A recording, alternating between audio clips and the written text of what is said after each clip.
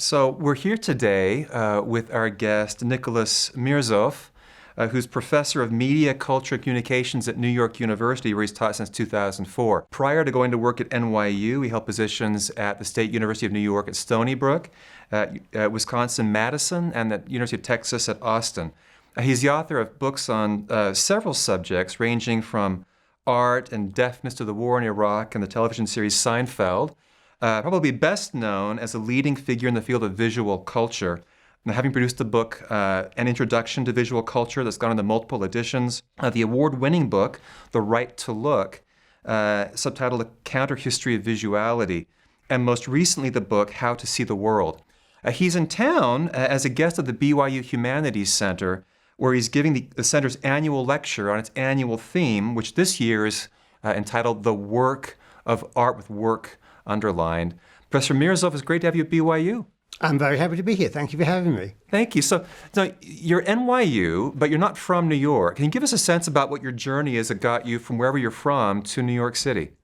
I grew up in London, but I'm a child of diaspora myself. My father was born in what is now Israel. His parents were born in Bukhara and Samarkand, which are in Uzbekistan now.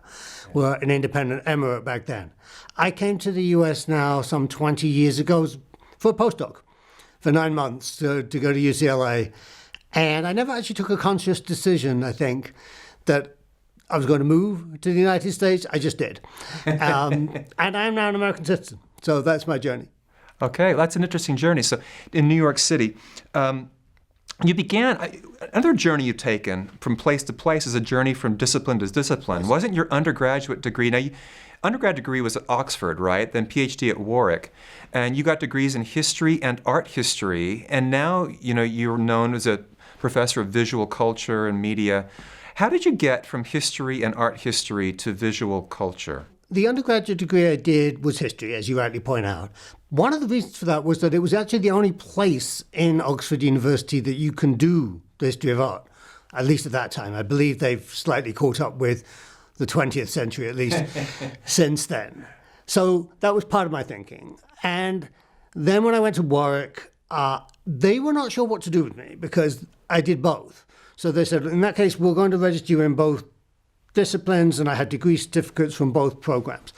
This was a time in the UK where a field was coming to being that was then known the New Art History.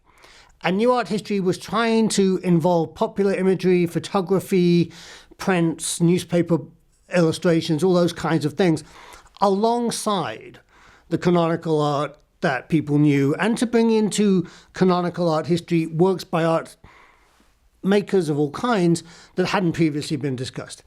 So all of that is going on. And then what happens? In the middle 90s, we begin to see the emergence of the internet and global media of all kinds. And it becomes clear to us that this phrase that had circulated as far back as the 1960s, visual culture, was going to be something in and of itself. And as has accelerated to the place now where everybody carries in their pocket a portable visual media center, which they can take and use and disseminate visual images in a way that would literally have been unimaginable when I was an undergraduate student. So it's the measure of my own career is a measure of the change that we've lived through over the last 25 years. Which is really interesting. I mean, you think about universities are often bastions of tradition and culture. They transmit culture. So what you call the new art history is the idea of sort of radical new disciplines inside many universities. Are you surprised by the emergence of the field of visual culture as an academic discipline? It's a discipline that addresses so much of what contemporary experience is that if we don't have it, there's a gap in university education, which is not to say then that it wouldn't be surprising. But I think what we've seen is a questioning at first of, well, do we need this? Is there such a thing as a visual culture? And today we see, in 2014, people worldwide took 1 trillion photographs. Wow. Every day, young people upload 700 million snaps, which are photographs that they use as a conversation, to the website Snapchat. Every minute, 400 hours of YouTube video are uploaded by people worldwide.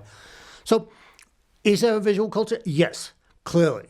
Do we need something that tries to understand and to make sense of what all of that is? One would hope so. I wouldn't say there really is an academic field.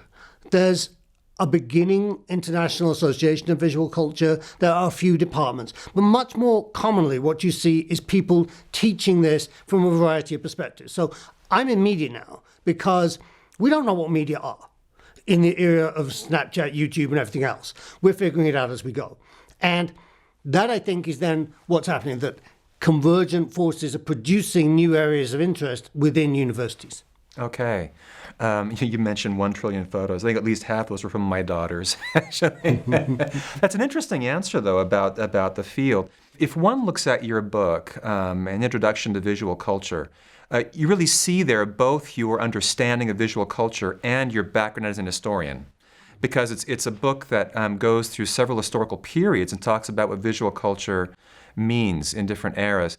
Just for our listeners here, I'm wondering if you could give us a sense, if you took a kind of a snapshot of visual culture in 3 different moments, what that would look like in, say, the era of Descartes, 17th century, maybe the 19th century, the era of emergent imperialism, then the present day. What is significant or changing across those 3 different eras? That's a great question. So, in the 17th century, when René Descartes is working as a philosopher, his extraordinary insight is to think that maybe it's possible to understand, which people have not even tried to do, how the eye itself actually works. And he produces a diagram that simply shows that the eye is a lens and it refracts light. And that's how it's possible when we stand outside your building to see that beautiful mountain in the background. It's enormous. How do we see it? How does the image get into our eye? Because the lens refracts it. Up until then, we didn't have an answer to that question. From that moment, it becomes possible to think of observation as a method, and what we call observational science begins with that idea. In the 19th century, what we see is, if you like, the mechanization of vision, the beginnings of machines that are able to reproduce what we see, most notably the camera. And as soon as photography begins as a viable medium, with first invention in 1839 in England and in France, people begin to imagine the possibilities that we see worldwide every day on our phones. So that the first self-portrait with a camera is in 1839, what we now call the selfie. People imagine the possibility of color photography immediately. They imagine the possibility of moving images immediately. Because once you have that device, you can see that it was going to become possible to share what previously been a personal experience with other people. In our own time, this has become exponentially greater with the possibility of digital image making. And one looks at the history, for example, of moving images. People have imagined moving images from the ancient Greeks, but it's only in 1895 that devices become available to make short films. And my first job was as a person in a video department of the British Broadcasting Corporation. At that time, video machines were the size of a large bookcase and videotape was 1 inch wide. And now you can do high-definition video editing on your cell phone. So that there's been an extraordinary democratization, but at the same time a compression, because the quality of that video is much inferior, actually, to the quality of 35mm film, for example. But we seem not to mind about that. Professionals mind. They complain about it a great deal. But we're much more interested in this question of access, it turns out, than we are in terms of visual quality. That's interesting. It does suggest kind of a democratized spirit about the media, which in some respects outstrips the technology. That's an interesting observation. Let me ask you about, maybe it's related, maybe it's not, but one of the points you make in your book, that book on visual culture, is that there's a paradox around visual culture, that it's everywhere and nowhere, right? What does that mean, that it's everywhere and nowhere, visual culture? It's everywhere because we're making visual images, we're seeing things, we're endlessly describing it. It's nowhere because we don't understand our culture in quite that way. We give a priority to the written word and to the spoken word, and we have always done that. And we have been hesitant to ascribe the same degree of quality and importance to the visual image as we do to the written and spoken word. And we can trace this back on the one hand to Plato in ancient Greece, to the beginning of the gospel, and the beginning was the word. And there is a suspicion, a sort of hesitation about the visual image that has persisted until the present day. And I think it's noticeable, though, that now, in this digital moment, because video is, in fact, if you like, indifferent to what it actually recording. It records sound, it records images, it does the same as digital information. It doesn't distinguish between them. So we're actually in this kind of very interesting moment, but it's a totally new moment. And I think what we want to understand now is we're at the moment of Gutenberg, where the printing press has just been invented. And we don't really know what it's for yet. In the same way that people started by printing Bibles and other religious texts in the 16th, 15th century, but they couldn't really have imagined the novel or the pamphlet or the newspaper. I don't think we know yet what's going to happen. If we look at the pace of change, even in the past 5 to 10 years, we can see that something's happening. But anybody that claims to truly know what it is will be a very audacious person indeed. That's right. That's not me. I won't go that far. But this takes me to your book, The Right to Look, because if it's true that we're kind of at the outset of something sort of very large and significant and that will change how we, what emerges in our cultures and in our worlds, your book, The Right to Look, it's also a history, but it makes a strong case against what it calls visuality. So we're talking about visual cultures, but you make a distinction between sort of visual culture as a large category and visuality as a subcategory. What does that term visuality mean, and why is it a problem? So this is a fascinating discovery for myself and for others in the field. Visuality seemed to be a nice word that we had invented in the 1980s to mean all this visual stuff, the social fact of visual materials. And it was a kind of umbrella term. And then one day I just did the most old-fashioned thing in the world. And this is before even the online version. I went to the library and I looked this word up in the Oxford English Dictionary. And I found, to my extreme surprise and somewhat horror, that the word was actually coined in English, at any rate, by Thomas Carlyle. And Carlyle's a forgotten figure now, but if you go to your university library and look him up, there's a shelf full of books. He was a hugely popular person and very influential figure in the 19th century, arguing for tradition, for what he called the hero. And the hero is precisely this person that has visuality. And the quality of visuality is then this ability to see history as it happens, which is given only to the hero and not to anybody else. So it's a radically anti-democratic way of thinking, that what we have as the mass, Carlyle won't even give us a name, the non-hero, is the right to be led by heroes, and that's it. Heroes have this capacity to visualize. And Carlyle is taking this from military technology. He's taking it from the beginnings of a way of imagining war in the late 18th century, when literally battlefields become too large for any one individual to see.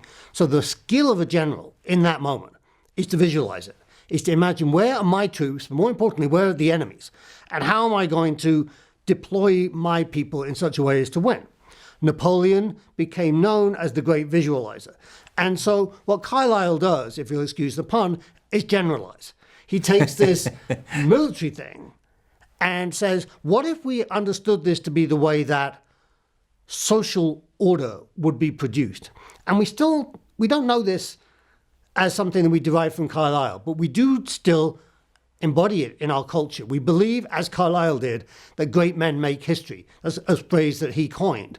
And how do we know this? Is if we walk into a bookstore, if you still have one anywhere near where you live, if you're lucky enough to have one, the thing you'll see piled up on the front table will be 700-page biographies of mostly great men, one or two great women thrown in to try and make up the balance. But we still have this sense that leadership is vision, and that there are people who are leaders, and they have this, and the rest of us do not. And this is what our televised debates that seem now to be almost 24/7 are about. which of these people is going to become a leader? Which one of them has a vision that we should subscribe to? Not their parties, not their policies, but them as people. So Carlyle would have understood that in a moment.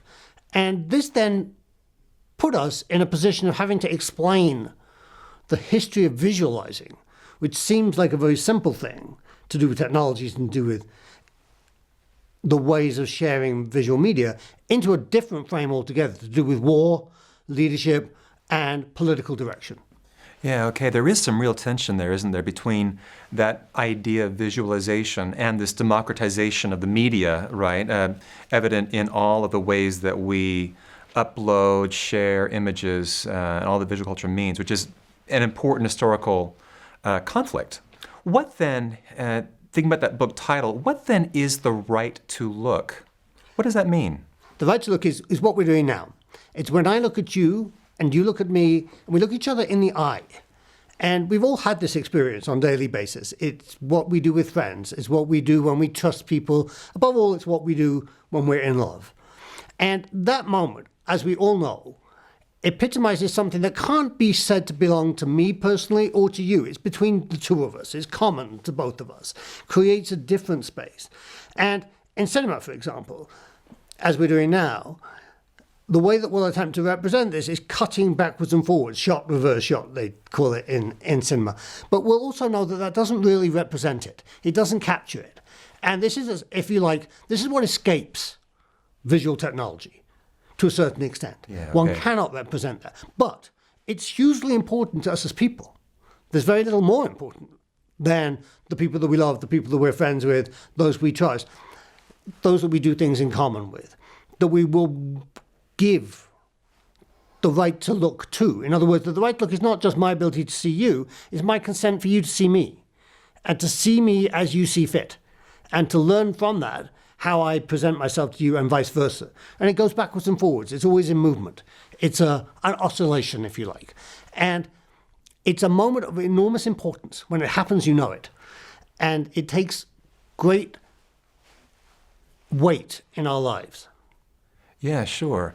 So the right to look, what you're really describing in some respects is what both the media can capture, what falls outside them altogether, what can't be sort of captured, represented. But is it more difficult, you think, in the modern era, or easier to another phrase in your book is the right to the real, the right to sort of capture what is most essential, most fundamental to us as human beings. You mentioned love, for example. Is it easier to see this than to hear it? Is it easier to get access to the real, do you think, through vision or through acoustics? Does it make a difference, medium to medium? How would you sort of address that question? I would say, in the term visualizing is an interesting word because it actually has nothing to do with vision. It's not what you actually see. It's your mind's eye. And your mind's eye works in different ways for different people.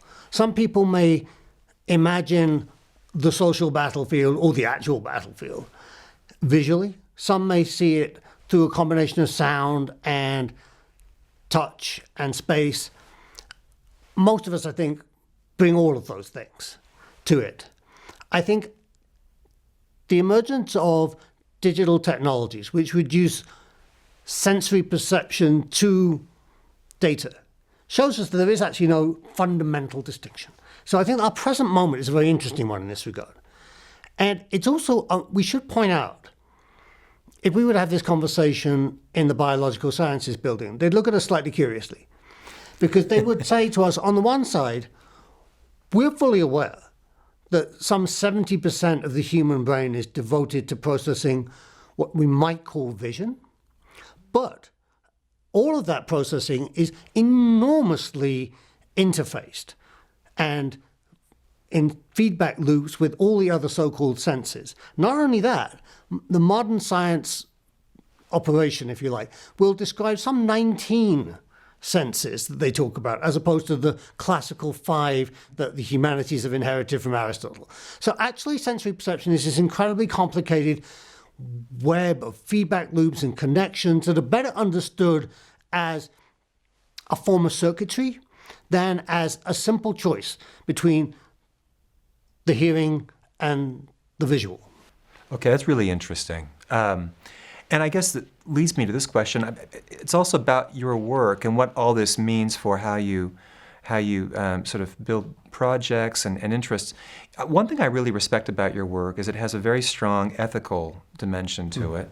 You have a couple projects that are of interest. You've taken on the environment and the question of the so-called Anthropocene, and you've also have a project on the Black Lives Matter movement. What are you doing with these two projects, and how do they grow out of your interest in visual culture? So let's take those two separately because they're big questions. But the Anthropocene, which is a geological term, it's a term that is still under some discussion amongst geologists. But it's been proposed that the period of modern industrial science has created such an enormous change in the fundamental geology of the entire planet that we need to give it a new name. And Anthropocene means the entirely human era. And there's a large debate about exactly when it might have been said to begin. But it seemed to me that if we have changed the fundamental nature of the planet, we have made the entire planet into an artwork, then we ought to be able to see that. And it puzzles me to the extent to which we haven't. And so what I began to understand was, and this goes back actually to the work that I did as an undergraduate and graduate student in art history, I started to remember some things. And this is one of the very few benefits that accrues to being older, is you've gone around the block a couple of times and you've seen intellectual cycles come and go. And when I was a young person, it was very fashionable to look at 19th century painting and to identify the sites of modernity by saying, look, there's a smokestack. So we would go to Monet, we would go to the Impressionist paintings, and we would, as it were, reward them if we picked up on one of these indicators of a factory. Now, fast forward 25 years or so, and start to think about the fact that carbon emissions are creating a change in the human environment and the weather conditions around the world, as we know. I mean, in New York City today, it's 75 degrees in early March. I mean, this is absolutely ridiculous. Suddenly, it occurred to me, oh, goodness gracious, look back at those paintings from the 1870s and realize they're the first visual indicator of this new moment. That the reason that Monet and his contemporaries are painting these smokestacks is because they're seeing something that we're now living through, this new human era. Right. They're the first to perceive it and to see it as beautiful. And so one of the paradoxes then is that we've incorporated industrial modernity as a form of beauty. And we've enshrined it so that more or less every art gallery in the world will fall over themselves to try and purchase one of these 19th century modern paintings by French Impressionists to say, look, we're a real art museum. And every dorm room has a poster and so on. So the challenge, paradoxically again, is to say what we thought modern beauty was, we need to see it in a very different light. We need to understand it in a very different way. With Black Lives Matter, this is a separate and equally important process, particularly, I think, in the Americas, obviously, but worldwide increasingly. We know scientifically that humans are the same, but we also know that racism persists, and it's primarily something that is seen. We identify people as being different because they look different to us. And what we've seen in the last few years in the United States is a remarkable convergence between that understanding and the emergence of new media technologies that's allowing us to see something we've never really seen before, which is this encounter between particularly African-American minorities and the police, circulated by cell phone video, by Twitter, by WhatsApp, by Storify, and showing us something that most of us have not seen, and calling on us to make a judgment. What is it that we're seeing here? And what should we do as a result of this? So that, to me, instantiates the new visual culture we've been talking about for the last half an hour. This new democratization, but raising questions that don't have simple answers, calling us ethically to take a position, and from that, what actions should we take? How should we understand this? These are questions that are opening new horizons to our political, visual, and ethical cultures, even as we speak. They are very large questions. They're fascinating questions, and your work is really helping us think through them in very important ways. It's such a delight to have you here at BYU. Thanks for visiting this morning on Thinking Aloud. My absolute pleasure. Thank you so much.